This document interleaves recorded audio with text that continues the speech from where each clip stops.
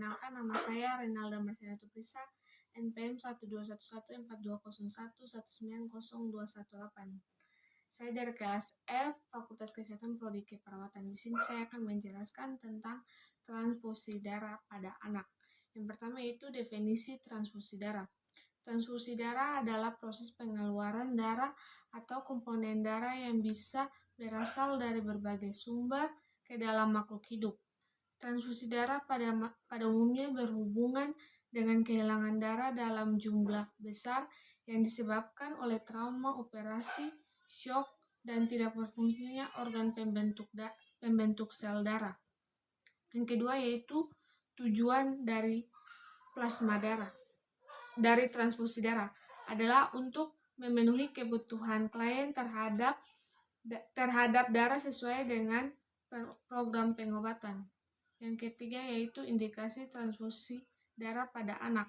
Yang pertama yaitu pada keadaan anemia dengan nilai Hb kurang dari 4G/dl atau 4 kurang 6G/dl dengan keadaan klinis asidosis, gangguan kesadaran, dan hiperparoksitemia.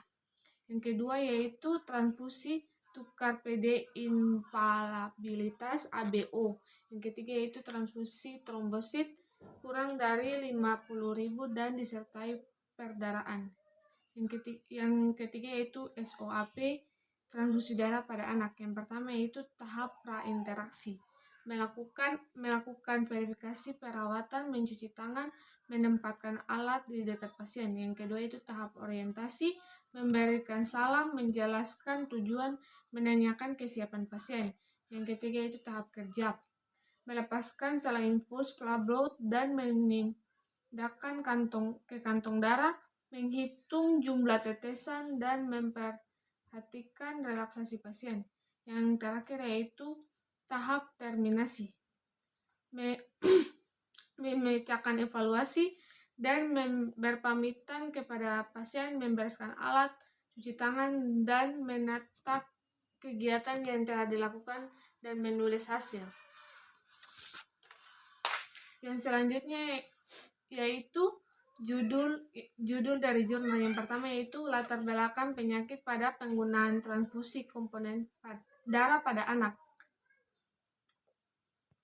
Metode yang digunakan dari jurnal tersebut yaitu studi retrospektif. Pada data diambil dari Bank Darah Rumah Sakit Dr. Karyadi, pasien yang dirawat di bagian anak pada 3 tahun terakhir 2008-2010 dikelompokkan berdasarkan diagnosa penyakit dan macam komponen darah yang digunakan. Komponen darah yang diteliti adalah paduan real shield atau PRC atau sel darah merah, fresh process plasma atau PPP, plasma segar beku, trombosit atau TC, kongnen trombosit, peak dead trombosit atau TC, atau plasma kaya trombosit. Latar belakang penyakit yang diteliti antara lain yaitu thalassemia, leukemia, henosifia, penyakit syaraf, penyakit jantung, penyakit ginjal, dan penyakit lainnya. Analisa uji statistik yang diamkan adalah frekuensi, distribusi, dan hubungan penggunaan komponen darah berdasarkan kelompok penyakit dasar dengan D-square atau X kuadrat. Yang kita masuk pada yang keempat yaitu hasil. Dalam kurun waktu antara 2008 sampai 2010 terdapat peningkatan penggunaan komponen darah secara berurutan 375, 6.496 dan 6.787 unit per tahun. Peningkatan penggunaan darah tersebut bermakna secara statistik atau P kurang dari 0,01. Jenis penggunaan markus komponen-komponen terdapat pada tabel yang pertama yaitu menanyakan komponen darah yang paling banyak digunakan adalah TC, PRC, dan FPP.